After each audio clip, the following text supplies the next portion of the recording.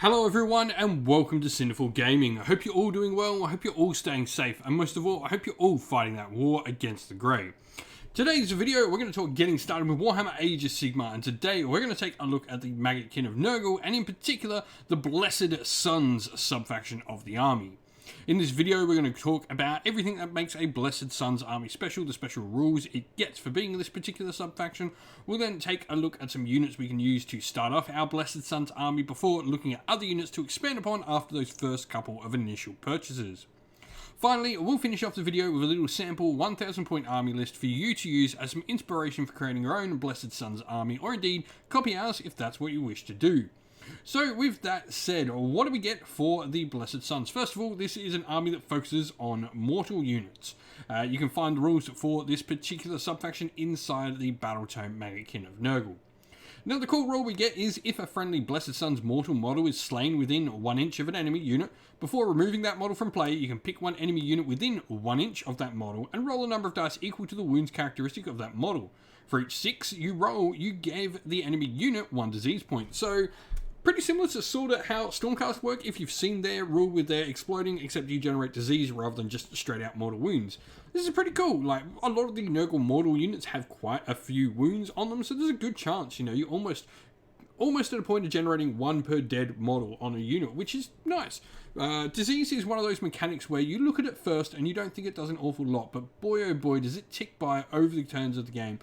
Disease has lost me so many games versus my friends' Nurgle armies. It is just one of those mechanics that just keeps on giving to you and is just an extra. Never bank on disease as your main strategy, but it is definitely something nice to get extra and really can turn the tides battle with good disease rolls. And so, to get started with, I think the Lord of Plagues is a really nice model to get started with. First of all, 7 wounds and a 4-up save. That is a pretty solid foot hero. 4 attacks, 3 threes, round 1 damage D3 is not too shabby in combat either. His Rop and Corpse Mulch ability allows you to receive a contagion point for each enemy unit that is destroyed by an attack made from this unit, so you generally try and get him into something nice and sort of easier to take out, a couple of chaff unit models left, or a wizard or something like that. You get him into trying to kill them and trying to get some extra contagion points for you. His 7-fold Slaughter ability allows him, after he attacks as well, pick a friendly Putrid Black King unit whole within 12 inch, and then add 1 to the attacks characteristic of them, and then he allows them to fight after he fights with the Lord of the Black King's rule as well. So at the start of the combat phase, you can give them +1 attack, and then let them fight straight after he does, which is pretty nice. I really like heroes that do this. It allows you to get in those hero attacks without them being picked off or ruining, or taking up an order where they might otherwise do nothing. Now, alongside this model, we have the Putrid Black Kings. They're a pure battle line unit in Maggotkin of Nurgle, so there's no need to unlock them for taking a particular hero. So if there's another hero you like instead of the Lord of Plagues to start your army with, then you can certainly go for that. They'll always be battle line for you. 4 wounds each on a 4-up save is really nice, especially when you consider everything here has a 5-up ward. And on top of that, the champion has a wounds characteristic of 5. However, this doesn't change the unit's wound characteristic, so they still will count as Galatian veterans for you. Now, the Relentless Attacker rules allows them at the end of the combat phase to pick an enemy unit with a wounds characteristic of 3 or less, and that's within 3 inch of them. Roll a dice for each model unit that's within 3 inch of the enemy unit, and for each roll that exceeds the wound characteristic, the enemy unit will suffer a mortal wound. This is especially nice when you consider they're going to do these mortal wounds, and then they've got a lot of attacks, with 5 attacks at 3 threes, round 1 damage 1, that are going to be generating a lot of disease.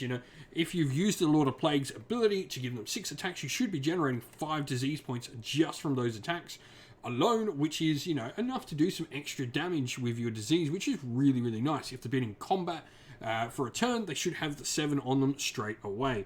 From movement, combat, and then 5 on average is what you're going to generate from a combat attack. So you're going to have all this disease on them, which is really cool. But where do we go next? Now, we do have a named character for this particular subfaction, and that is Fecula Flyblown. I actually think she's a really nice model, especially when you're starting out. She's going to allow you to get a second hero in your force and still a couple of Black Kings along with her in the Wormspat, which are a little retinue of the 2 Black Kings there.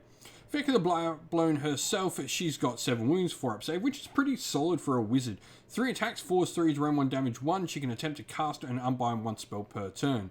And once per battle in your hero phase, she can choose to channel the power of her little demon familiar there, little demon cat, and attempt to cast an additional spell. She also puts out tainted endless spells, this meaning any endless spells that this model casts will be counted as, a Nurgle model and generate disease. And she's got her own spell, Stream of Corruption, which is a nice sort of area effect range spell to deal some mortal wounds. The worm spat you get alongside her, which are the 2 Black Kings you see pictured there with her, 5 wounds each, 4+ save, which is pretty cool. They're festering bodyguards, they are able to take wounds for Fecula, keeping her, and they have the relentless attacker rule, same as the putrid Black Kings we just mentioned previously as well, with the same sort of stat line for attacks, 5 attacks, 3 threes, rend 1, damage 1. Now, there's a lot of other heroes I think you can take. Putrid Black Kings are expensive, 250 points for 5, and that's why I think Fecula's nice. She gets a couple extra models in the army for you, along with her magical ability. But we've got some other heroes as well. The Lord of Blights is another hero that works alongside your Putrid Black Kings. He can give out his Munificent Bounty, which allows him to pick a unit of friendly Putrid Black Kings within 7 inch, and that unit model can shoot in the shooting phase using the thrice pre-opened Death's Head missile weapon profile above. So you've got this nice attack that potentially has an attack characteristic equal to the number of models in the target unit, up to a maximum of 7, so 7 attacks coming out of them, 3 threes, rend 1, damage 1, is pretty nice when all things considered, and generates a lot of disease for you. Now we've then got the Harbinger of Decay. I really like this model. I think he brings a lot to the table. 7 wounds and a 3-up save as well. His Plague Sire, 3 attacks at 3 threes, rend 1, damage D3, and another 4 attacks at Force 4s, no rend, damage 1 from the Flybone Blight of his Demonic Mount. The Augur of Entropy, a rule, is really cool. If any friendly units with this ability are within 7 inch of your general at the start of the first battle round, you receive D3 extra command points. And also, at the start of the combat phase, you can pick an enemy unit within 3 inch, and on a 3+, that unit cannot issue or receive commands in that phase. Lastly, we have Gutrot Sprume, and his big thing really is he's able to take up to 3 units on the outflanking ability with him. So during deployment, instead of setting him up, you can set him off on the side of the board, saying he is in the Slime Fleet as a reserve unit, and you can set up 3 other mortal Nurgle units along with him, and they can all come on from the board edge in the turn during the game, which is pretty cool, giving you an extra bit of movement, which is something a mortal Nurgle army, especially around Black Kings, will lack. And so here we have our sample army list for the Blessed Suns. Mortarelm Garan, just because it fits the narrative. We are a Nurgle army, probably fighting in Garan. Defend what's ours means no enemy units in our own territory. I think that's a pretty solid battle tactic to try and take with this army. And we've got the Triumph there, 30 points under. Every chance we're going to get that inspired +1 wound, which can be really good on the Black Kings. Now, Lord of Plagues is going to be our general. He's going to have the command trait Overpowering Stench, which stops command abilities working around him. And then we've also got the artifact, the Flesh Peeler, which is going to dish out some disease to all units around him within 7 inch every turn, which is pretty nice. We then have Fecula Flyblown in there and the Worm Spat with Blades of Putrefaction, meaning we generate some extra power on our disease. We get more chances to do disease with that spell, which is really nice. And Battle Line, 2 units of 5 Blight Kings. They're going to be in a Bounty Hunters battalion with the Worm Spat, everything there getting damage. I really don't think they need to be in the Expert Conquerors to count as 3 models each. I think they're really solid Bounty Hunters, and they make great Galatian veterans at the same time, as they're pretty survivable. So really nice stuff there for them. Lastly, we have an Endless Spell in the army in the Purple Sun of Shaiish. This is just a great Endless Spell. A ton of fun, rolling dice. Roll that 1 when you hit enemies, big monsters, and watch it disappear. And also, Endless Spells, especially when you've got, a wizard here, it really is good because it's going to mean that we have another thing counting and adding disease to the army. With that said, we are 970 points out of 1,000, 30 points under, meaning there's a good chance we're going to get that Triumph. No reinforced units and no allies. 62 wounds is about on the average, slightly on the lower end, and 5 drops. If you've been playing with a Blessed Suns army, let us know how you've been going and what you would do down in the comments below. That's the end of the video, everyone. Thank you all for watching. We hope you enjoyed it. If you did, please don't forget to leave a like and subscribe to the channel if you haven't already. Also, drop us a comment down below in the comment section and let us know what you enjoyed about the video and what you'd like to see more of on the channel. If you'd like to come chat more with me and other members of our little community here we have at Sinful Gaming, you can do so on our Discord server, which is linked in the video's description. Also linked in the video's description is our Patreon and YouTube members, where you can go to help support the channel and allow us to keep doing what we're doing.